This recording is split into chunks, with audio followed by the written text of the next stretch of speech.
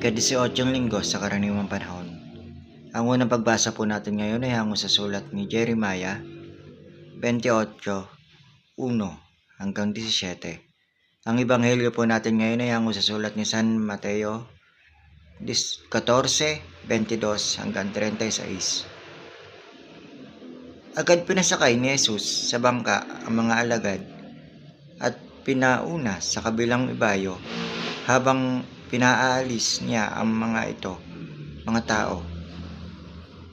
At pagkaalis ng mga tao, mag-isa siyang pumunta sa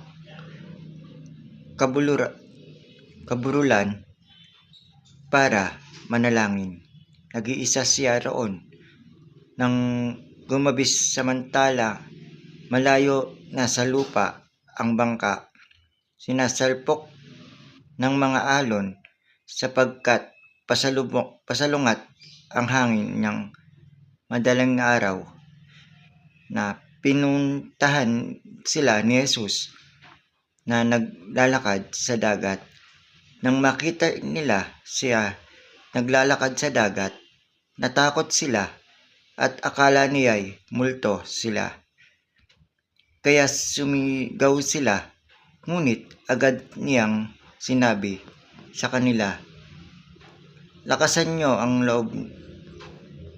Ako ito, huwag kayong matakot."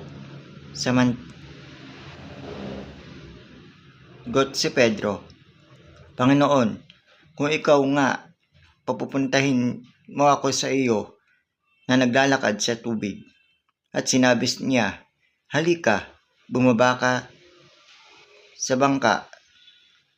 Si Pedro at naglakad sa tubig papunta kay Jesus, ngunit natakot siya sa harap ng malakas na hangin at nagsimulang lumubog. Kaya sumigaw siya, "Panginoon, iligtas mo ako." Agad na inunat ni Jesus ang kanyang kamay at hinawakan siya at sinabi, "Taong maliit ang pananampalataya, bakit ka nag-aalinlangan?" Pagkatawid nila, dumating sila sa pangpang ng